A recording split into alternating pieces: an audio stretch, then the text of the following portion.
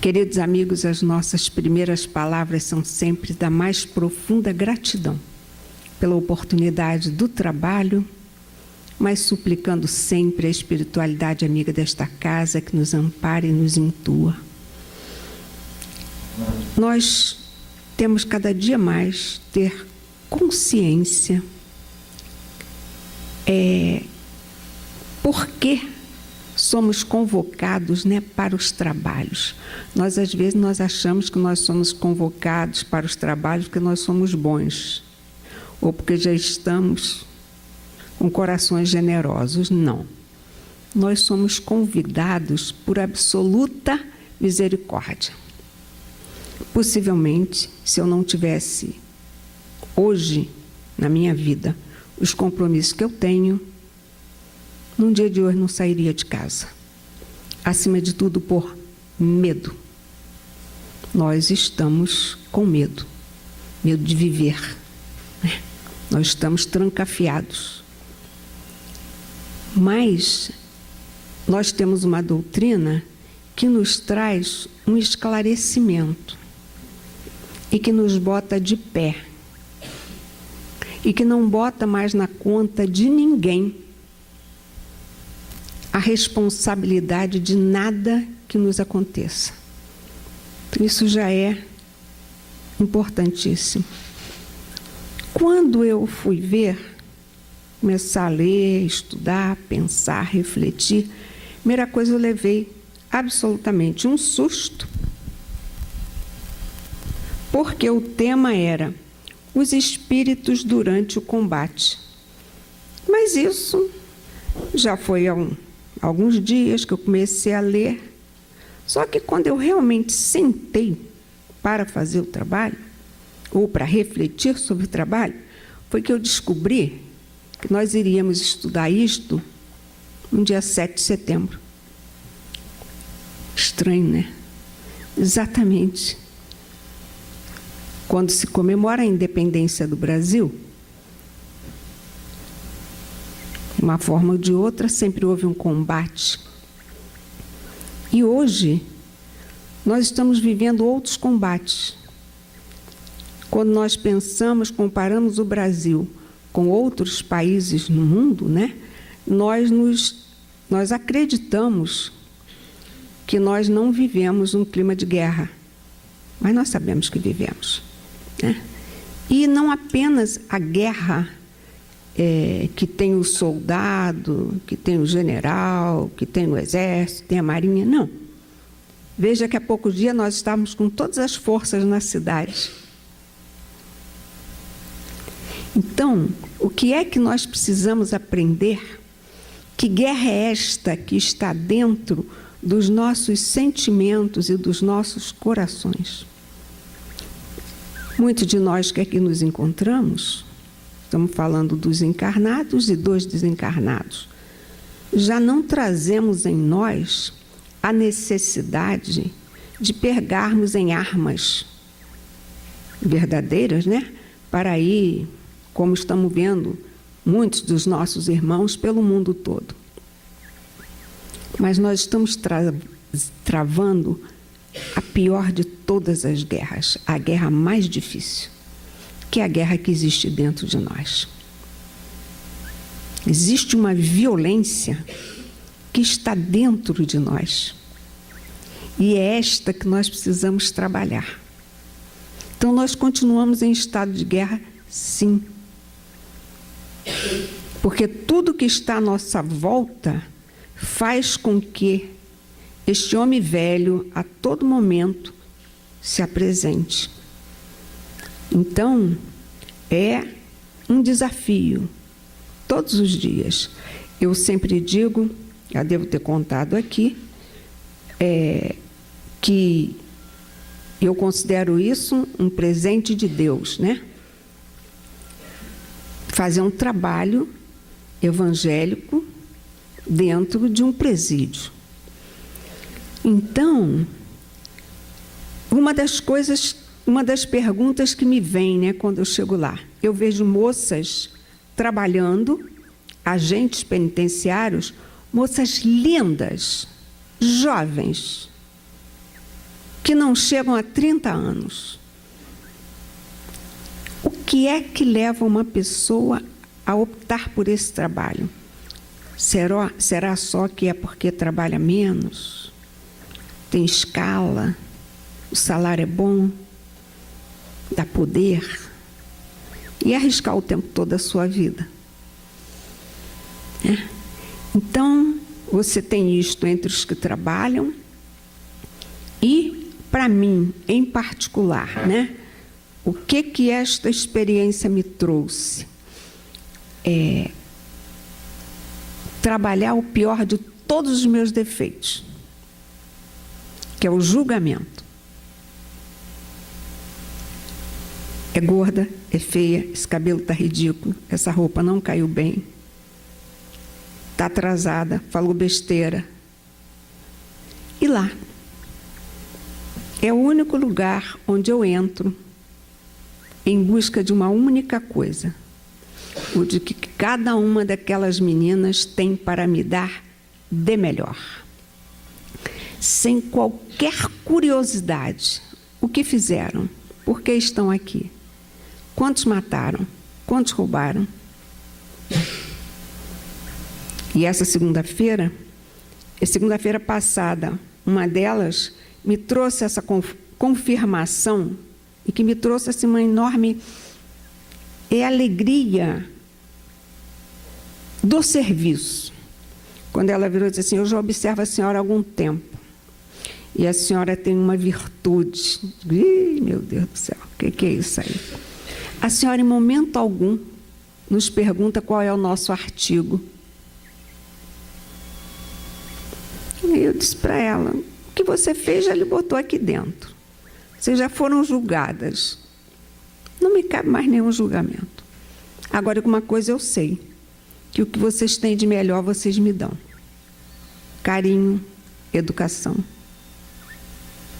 Vibrações que vocês não têm a menor ideia. Existem coisas, que só quando você vivencia, ninguém pode viver por você. Então, esse é um presente que é seu. E isso a gente recebe. Mas, voltando, à nossa reflexão dessa tarde, que ele vem tocar em preocupações, que são muito nossas, porque, engraçado, isso é do ser humano mesmo, ele adora uma pergunta e uma resposta, te adora coisa completa. É por isso, que Jesus, já quando ele vai trabalhar conosco, quando ele estava, o que ele nos trazia? Jesus não respondia nada pronto. Ele nos trazia uma história para a gente refletir. Ele sempre nos levava uma pergunta: o que queres que eu te faça? Isso ele falou para o cego de Jericó. Claro que para nós, o que o cego queria ver? E se o cego quisesse ficar rico? É a nossa visão. Então, ele sempre na pergunta. E nós vemos, toda a obra, as obras básicas ali, vamos pensar no Livro dos Espíritos e Livro dos Médiuns, com as perguntas. E sempre as perguntas se aprofundando, porque nós somos assim, Mas e por quê? E por quê? Como crianças, as crianças começam a aprender e a descobrir as coisas como? Porque tudo tem um porquê a mais. E nós, enquanto crianças espirituais, também somos insistentes nessas perguntas. E a pergunta aqui, nossa primeira dessa tarde, diz o seguinte: durante uma batalha, há espíritos assistindo os combates e amparando cada um dos exércitos? Olha que coisa interessante, Quer dizer, todos os dois lados que estão brigando, aí olha como isso na nossa cabeça deve ser complicado, Você está do lado deste, o outro está do lado deste. E quem é que tem proteção? Olha a resposta. Sim, e que lhes estimulem a coragem. Todos estão amparados. Isso é sério. Os antigos figuravam deuses tomando partido deste ou daquele povo. E aqui ele diz, há um comentário nesse livro que nos diz o seguinte: por toda parte existem espíritos acotovelando aos encarnados, inclusive em casos de guerras e combate, participando ativamente de todas as manobras, tentando da melhor forma possível levar seus tutelados à vitória. Então, olha só, todos nós teremos os nossos protetores, estejamos em que condição estivermos. Então, a gente acha, de repente, que uma guerra é uma coisa terrível, sem sombra de dúvida. Mas se houve a necessidade dela ocorrer, tem que existir o amparo divino aí, em alguma coisa. Porque nada está fora das mãos de Deus. A gente parece, às vezes, que a gente se julga assim, que está tudo largado, perdido, né? Olha só, estando em guerra, a justiça sempre de um lado, estando numa guerra, a justiça sempre de um dos lados, como pode haver espíritos que tomem partido dos que se batem por uma causa injusta? Pensei em nós transferirmos isso aqui para os dias de hoje, nas nossas vivências. Gente, os campos de futebol viraram um campo de guerra. Quando eu digo campo de futebol, não, os estádios, os torcedores, há um ódio absoluto. Agora, como em tudo nós vemos a misericórdia de Deus para nos tocar. Hoje de manhã eu estava ouvindo a CBN e comentário era sobre futebol, e quando o repórter traz ao vivo a narração de um jogo entre a Síria e o Irã. A Síria lutando, eles estão lutando para se classificar para a próxima Copa do Mundo. Gente, em primeiro lugar, claro, óbvio, entender impossível, mas aquela musicalidade da transmissão era igualzinha à nossa. E, de repente, você ouve o narrador que gritava por Alá, porque o gol é marcado após o tempo. E ele, então, urrava, Alá, Alá, Alá. Olha que coisa fantástica. E o rapaz depois comenta, faz alguma tradução e diz o seguinte, e ele ainda diz, eu não consigo entender, eu não consigo entender.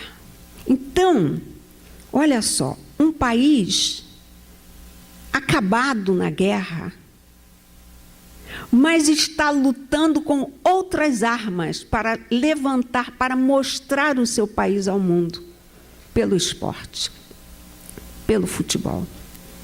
Nós já vimos que houve momentos, acho que foi na África, que a guerra parou para que houvesse um jogo da seleção brasileira. Olha lá.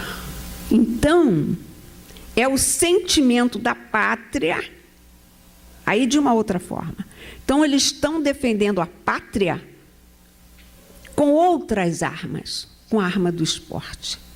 E você sentia... Gente, meus olhos encheram de lágrimas, porque você conseguia sentir, sem entender uma palavra, a não ser Alá, que era a emoção que tomava conta daquele narrador.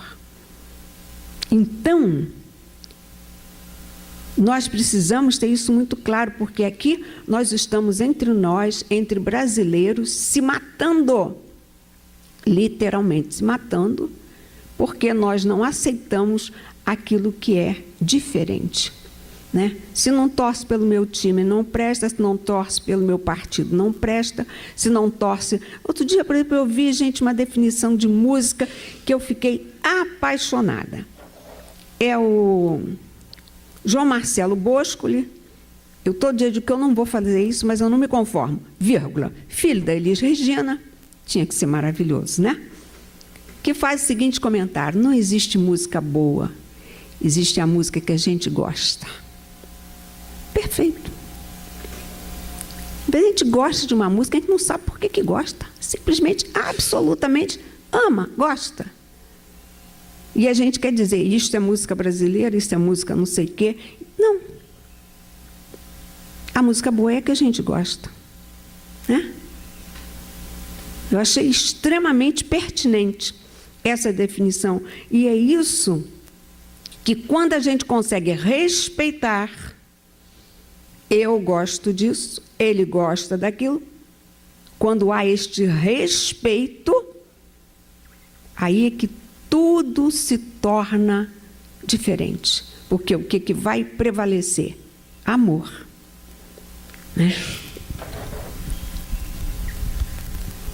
Olha aqui.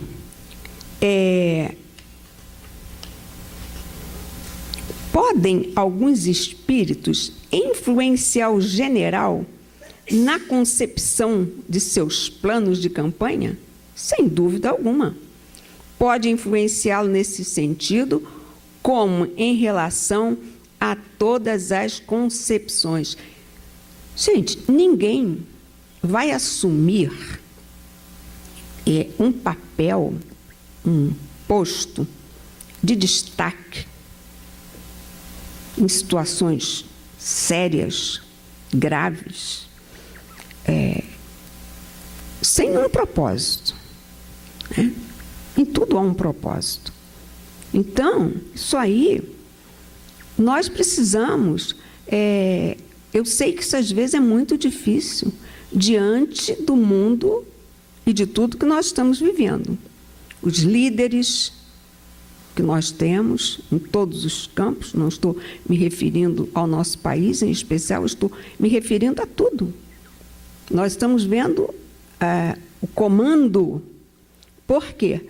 Porque o comando está perdendo o ideal, a proposta. A política é para o todo.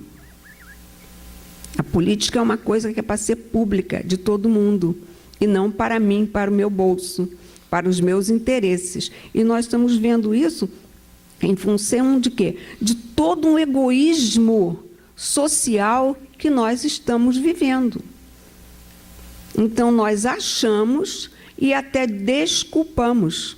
Né? Eu ouvia o rapaz que trabalha lá no prédio, onde eu moro, conversando com uma pessoa, fazendo um comentário sobre o Cabral. Então, eles estavam comentando, ela falando, reclamando, não sei o quê, né? E ele sai com a seguinte desculpa. Mas ele estava preocupado com a família dele. E ele é um que é vítima de tudo isso. Que está lá, que mora no morro, que não tem saneamento básico, não tem isso, não tem aquilo, e consegue desculpar. Por quê? Porque se você tiver oportunidade, fará também. Né? Então, isso é muito sério. Isso é muito sério. Né? Nós estamos colocando as leis, né, em nosso benefício. Se me interessa, tudo bem. Há pouco tempo de um caso que um sogro adotou a nora. Para quê? Para que ele pudesse deixar a pensão dele. Porque como filho, não poderia. Para o filho, não poderia. Ele é militar. Adotou a nora.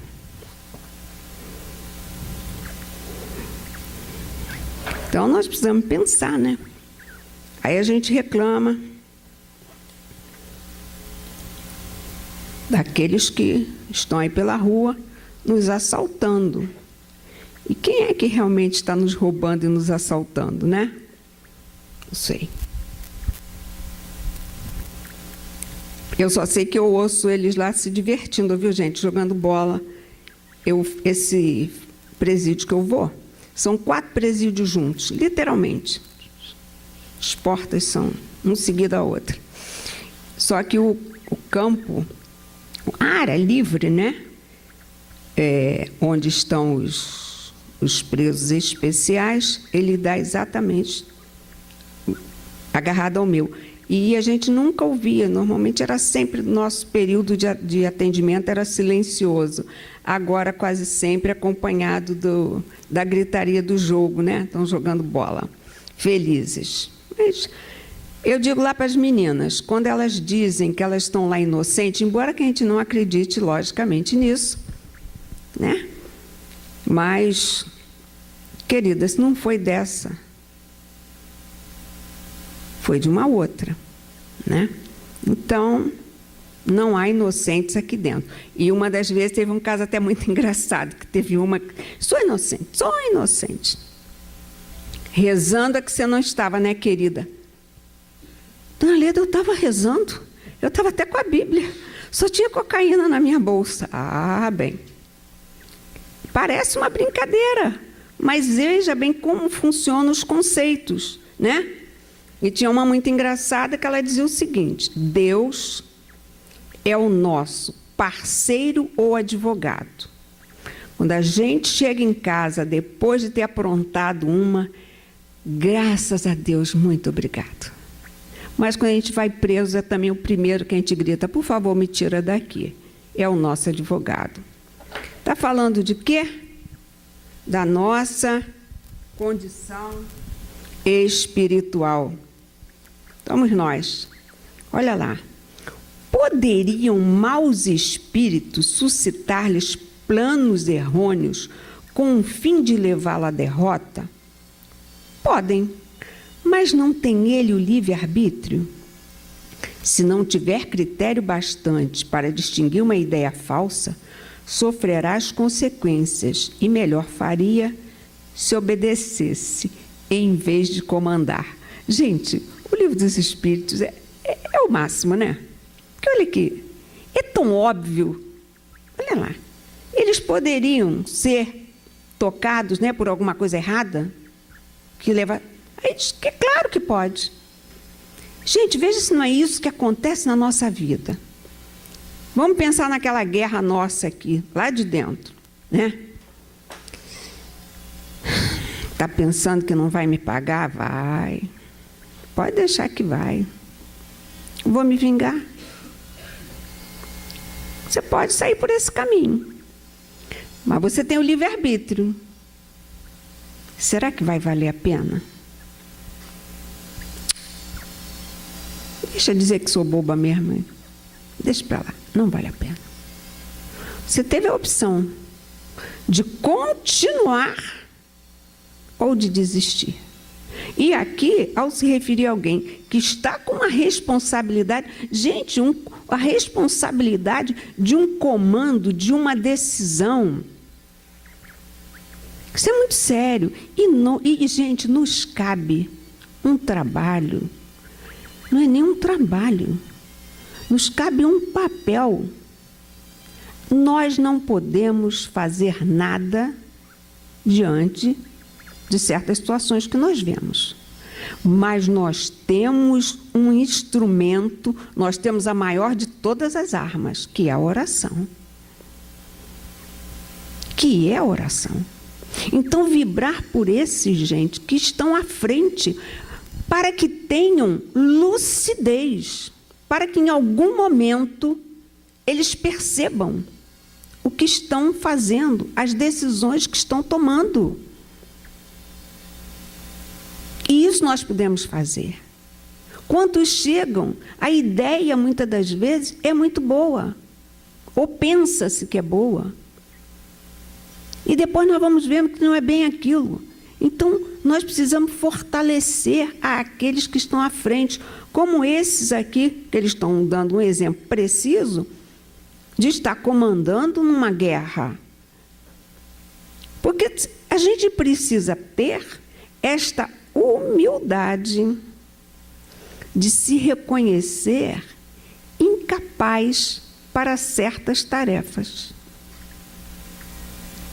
Imaginemos alguém, né, que recebe um posto, recebe um lugar.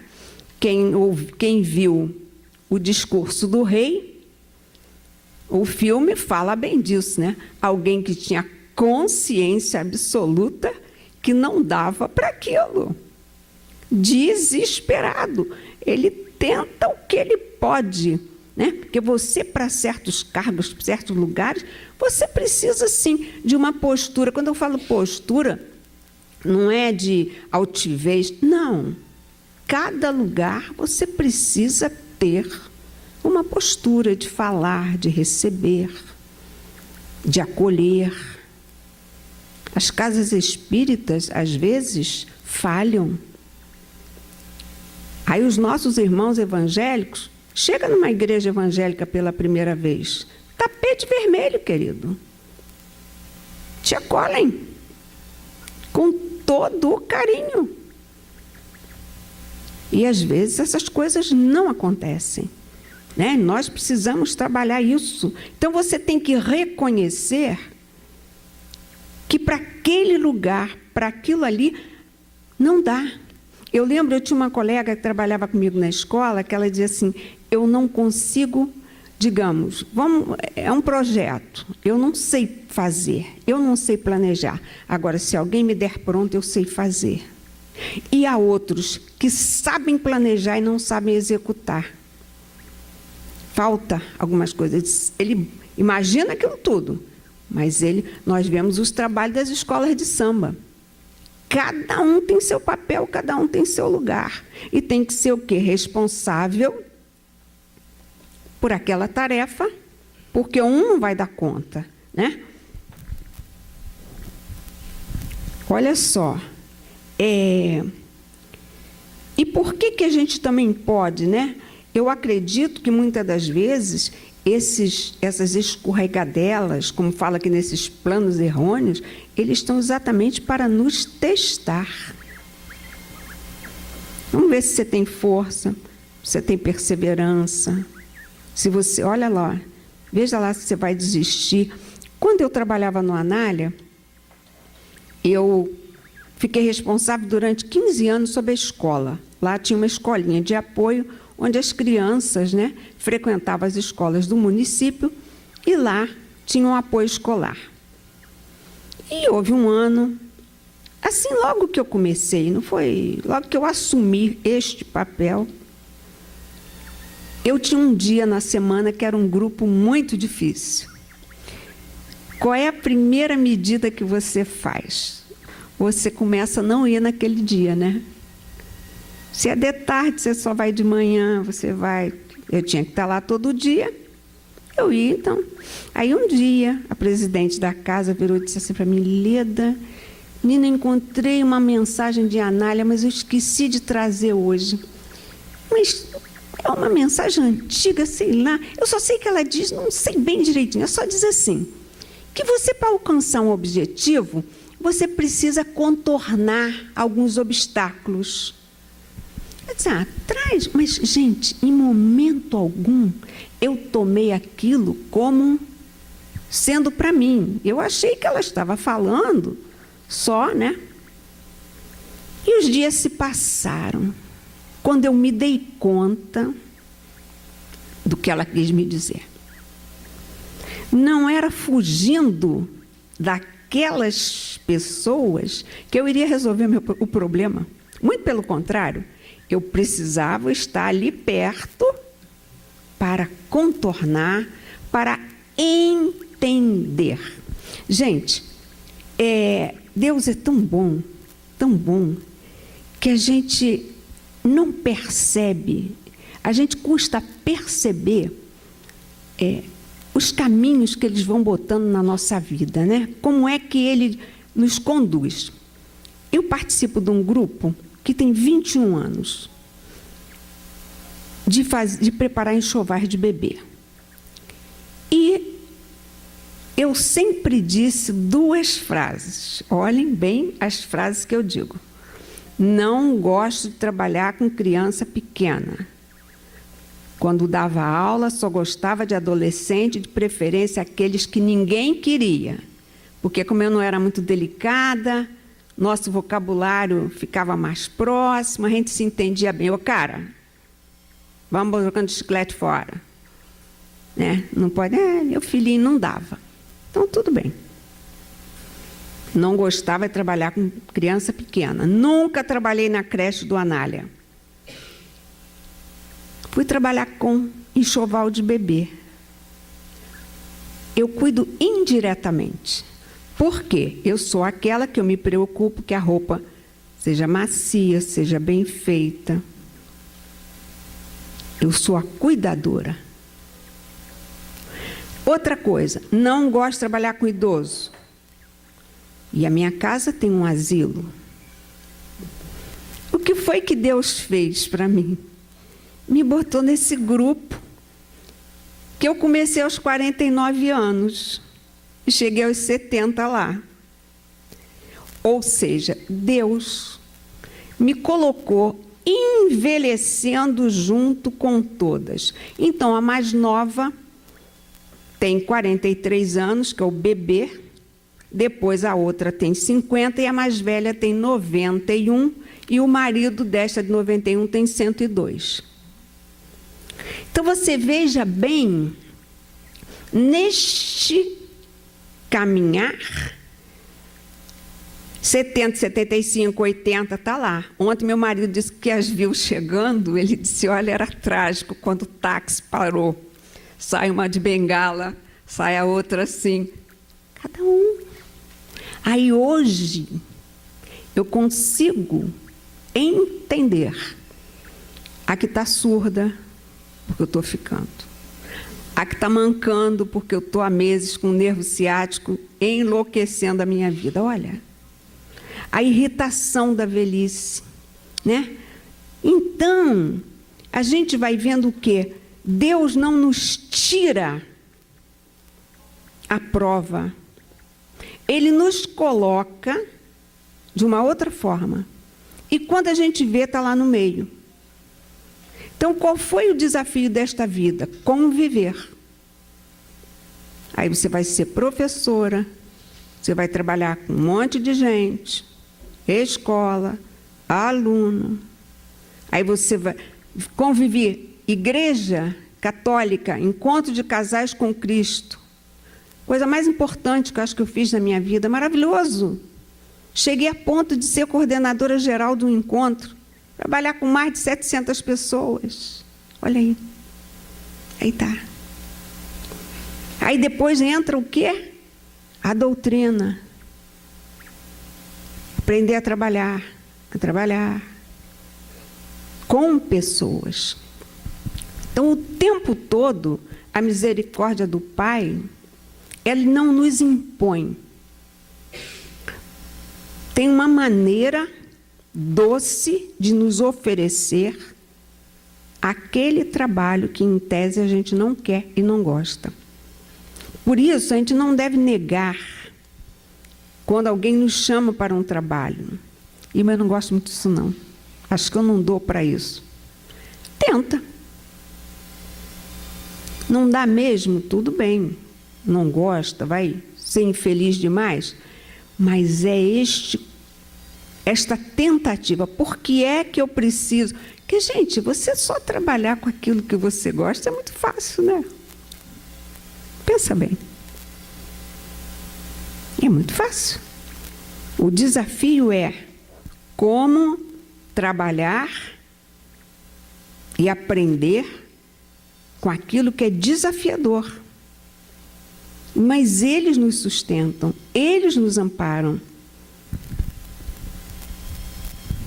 Olha lá. Pode, alguma vez, o general ser guiado por uma espécie de dupla vista, por uma visão intuitiva que lhe mostre de antemão o resultado de seus planos? Olha a resposta. Isso se dá a miúde com o homem de gênio. É o que ele chama inspiração e o que faz que obre uma espécie de certeza, uma inspiração que vem dos espíritos que o dirigem, os quais aproveitam as faculdades de que o vêm dotado. Gente, tem que existir algo maior para conduzir, para orientar, porque A condição humana, ela ainda é muito limitada. E é preciso que você acredite e que você confie e que você se entregue. É que isso é uma questão de entrega, né? Eu vou confiar, é por aqui que eu vou. Nós vemos, né? Às vezes, tem um filmezinho aí na televisão, um médico, agora eu esqueci o nome dele, que é o médico que só descobre as coisas impossíveis, né? House. Olha lá. É o filme. Gente, a arte, ela tem esse poder de nos trazer a coisa complicadíssima de uma forma bem simples. Eu nem acompanho muito, não, mas ele tem, por exemplo, uma característica dos teimosos. Porque a gente sempre acha que teimosia... não. Os grandes gênios que a gente passaram pela humanidade, um dia foram considerados loucos, ignorantes, e tudo que eles estavam dizendo era impossível. E ele está lá, insistindo, insistindo, insistindo. Né? Só que o que é que nós, na maioria das vezes, nós queremos? Nós queremos ouvir o que nos interessa. Quando nós vamos a um médico que diz para a gente que a gente precisa emagrecer, você já sai um pouco implicância com essa gente. Hoje todo mundo tem que ser magro. A coisa não é bem assim, não. Não é bem assim. Eu sei porque eu vou a nutricionista, eu estou magra, mas quando chegar lá e que mede isso aqui, o grande risco é essa gordurinha daqui da cintura. Olha lá. Mas a gente quer ouvir o quê? Que digam alguma coisa. Quando eu fiquei diabética, gente, o dia que eu saí do médico, eu saí aos prantos. A sorte que eu fui com a minha filha, e filho normalmente são essas pessoas gentis, né? Que dá logo um chega para lá. No dia seguinte, 2 dias depois, eu estava na nutricionista. Eu cheguei, eu acredito que o meu ar de desespero fosse tão grande que ela virou e disse assim, pode ficar tranquila, você vai ter o final de semana livre. Gente, era tudo que alguém podia me dizer para me trazer uma paz no coração, entendeu? Ela percebeu, não ia adiantar ela dizer que eu tinha que fazer isso. Não, você vai ter o final de semana livre. Pronto. O que acontece? Com o caminhar, você até tem livre, você até vai, só que você não vai fazer loucuras, porque você não aguenta, porque você não mais suporta. Então, é isso. Mas nós estamos sempre quê? Em busca de ouvir aquilo que nos agrade, né? É o obsessor. No dia eu cheguei lá no presídio, vamos entrando, só, por favor, só podia explicar. Os obsessores estão... Minha filha, olha só, no dia eu acho que eu não devia estar muito bem. Minha filha, pode parar que não tem história de obsessor, não. Obsessor é aqui sua cabeça. Cuide da sua cabeça que não aparece nenhum. Claro que não era isso, eu tive que dar uma resposta de choque, né? Ela não era nem do nosso grupo, estava... Por quê? Porque o que eles querem? Que alguém seja culpado pelas atitudes dele. Briga lá na cela. É culpa dos obsessores. A gente sabe que são ambientes bastante difíceis, né? De você manter uma serenidade, de você manter uma paz, né? Há uma notícia, é muito bom por causa disso, né? Porque as notícias, de vez em quando a gente descobre o quanto de notícias não são divulgadas. Em 2005, decapitaram 52 mulheres nesse presídio. Um presídio que tem, no máximo, 300 e poucas pessoas. Vocês souberam? Nem eu. Pois é.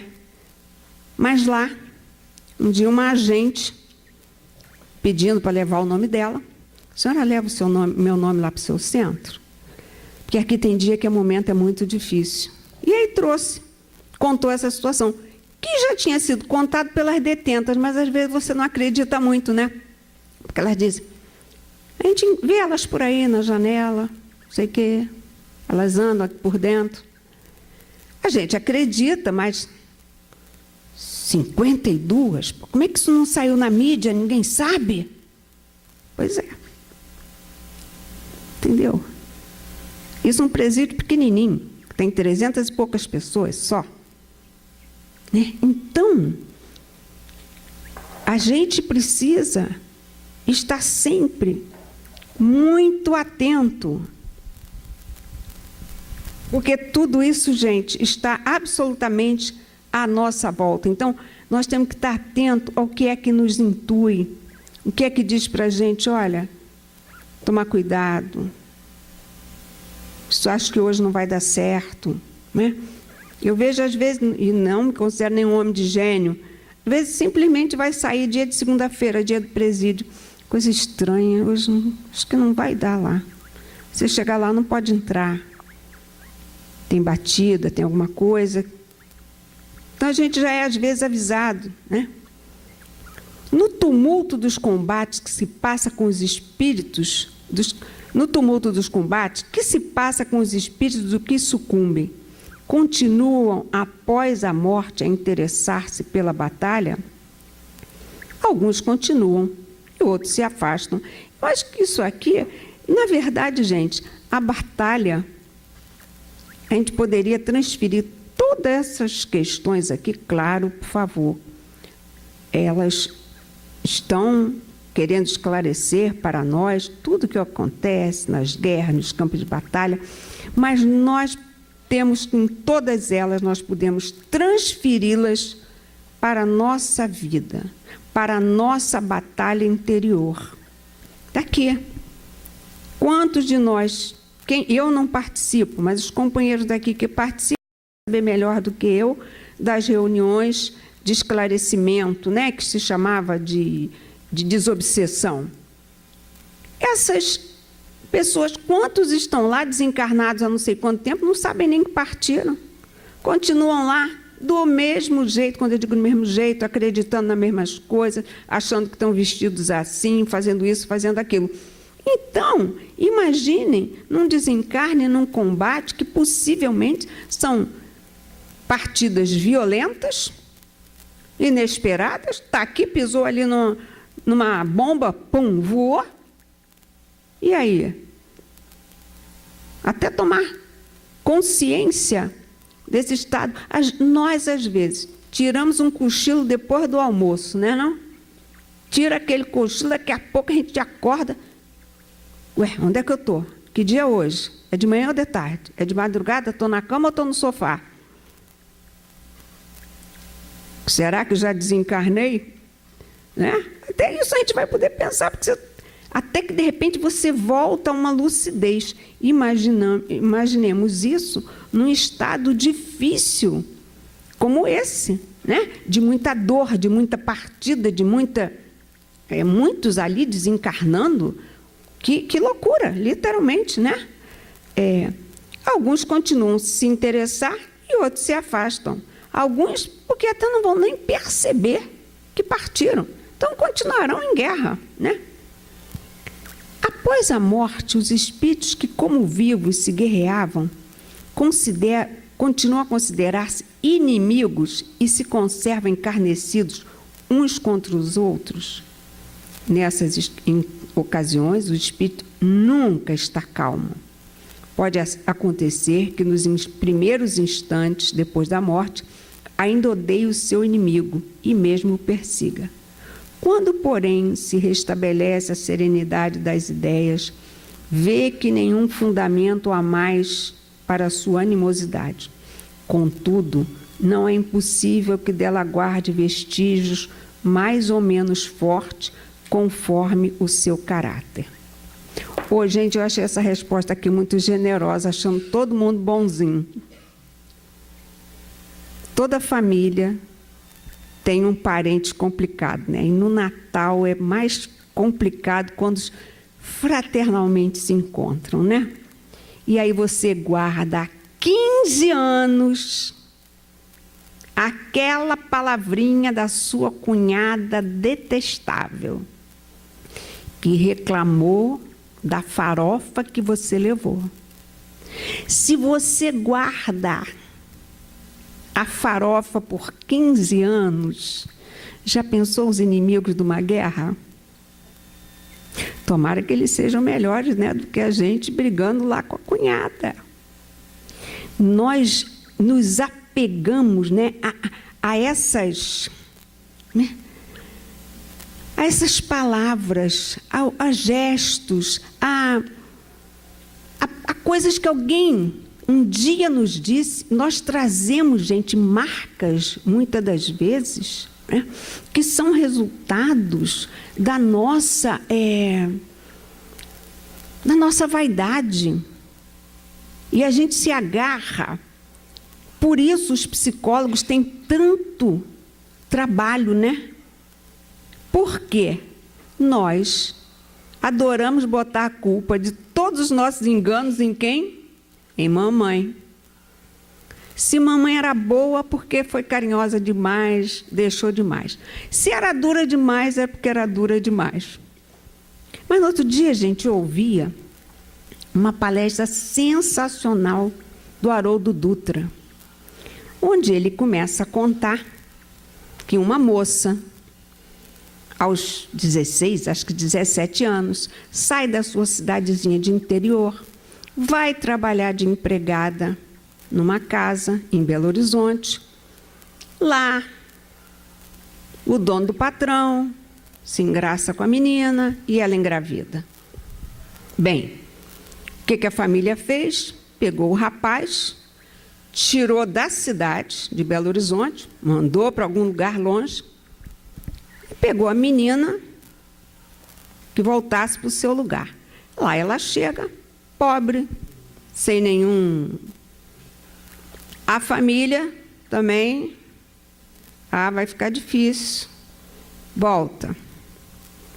Esse detalhe agora eu não sei dizer para vocês para onde ela voltou. E eis o que ele termina a conclusão. E nasce, então, Haroldo Dutra Dias, filha de uma menina, empregada doméstica, analfabeta, sem pai. E tornou-se isso que a gente conhece. Então, ele dizia o seguinte: o que todos nós temos que fazer é agradecer àqueles que, em algum momento, por amor, por prazer, nos deram a oportunidade da vida. Ali já está a nossa eterna gratidão. Ele poderia ter escolhido outros caminhos. Nós podemos escolher. Nós temos o quê? O livre-arbítrio. O que é que eu quero? Eu quero me considerar o pobre coitado? Ou eu vou correr atrás? Então, estudou, viveu em abrigos, né? Então, essa história que a gente gosta muito, né? Nasceu no morro, nasceu não sei o quê, nasceu não sei o quê. Eu dizia para meus alunos: meu amigo, você não nasceu para viver na favela, não. Você pode sair. Você pode sair. Você pode. Você não precisa ser rico, mas você precisa ser rico de dignidade, de saber fazer as suas escolhas. Essa é a grande questão. E essas escolhas nós só poderemos fazer pela educação do conhecimento e dos sentimentos, né? Sem saber ler e fazer as 4 operações, não se chega a lugar nenhum. Ler para fazer o nosso caminho, saber escolher, saber fazer conta, para não cair no conto do vigário que a prestação cabe no seu bolso. Só quantas vão caber é que é o problema, né? Que você não sabe fazer mais, ninguém mais estuda porcentagem, né? Claro, senão como é que você vai comprar a Casa Bahia? Não vai, menino. Porque não vão te enrolar. Fazer conta de promoção. Leve 3 e pague 2. Faz aquelas contas direitinho ali que você vai ver o que você vai encontrar. Isso é esclarecimento. Agora há pouco eu desliguei o rádio porque eu disse, não, eu vou ficar nervosa, tenho que ir para palestra hoje, não posso. Era uma discussão se as crianças aprendem a ler, vai até os 7 anos ou não vai até os 7, antes dos 7. Pois é. Na escola dos santos, todo mundo aprende a ler, né? Com 4 anos, com 5 anos, né? Com 6 anos, né? Na escola dos santos, né? Santo Inácio, São Bento, são isso, são aquilo. Mas alguém decidiu que existe o São Burro, né? Que são aqueles que não têm voz. Mas a gente está vendo, a guerra continua.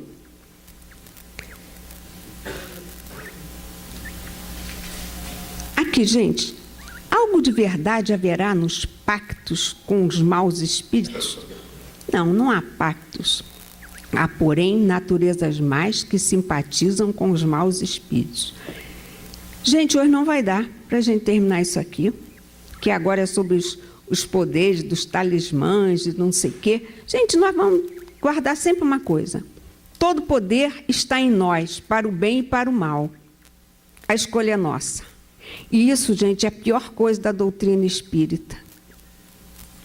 A doutrina, ela adora 2 coisas: esclarecer e consolar. Mas ela faz como Jesus fazia: levanta-te e anda. Ela não te bota no colo. Esclareceu, entendeu, agora você tem que caminhar. Não há ninguém responsável pelas nossas atitudes. Nenhum de nós passa por aquilo que não nos pertence.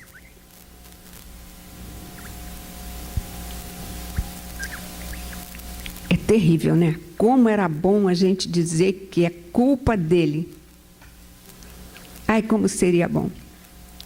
Mas isso, a doutrina espírita acabou com esse prazer nosso há muito tempo. Tanto que eu soube de uma preocupação, muitos filhos de espíritas, porque nem todo filho de espírita é espírita, né? Com sérios problemas de vícios. E uma das coisas que foi ventilada era: a doutrina espírita não te impõe nada. Você é livre.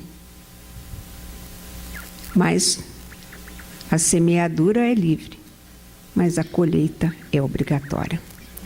Meus amigos, vocês me desculpem, porque eu sei que eu sempre me perco um pouco, mas foi aquilo que realmente o meu coração quis dizer nessa tarde, e que nós, acima de tudo, não nos esqueçamos neste dia de pedir a Ismael, a Jesus, a Maria Santíssima, que cuide do nosso país. Que cada um de nós tenha consciência de que o país só muda com a mudança de cada um de nós. Que trabalhemos os nossos pensamentos em harmonia, em equilíbrio, trabalhando para o bem, levando vibrações realmente de amor para aqueles que receberam grandes tarefas, mas que talvez não as tenham compreendido. Graças a Deus.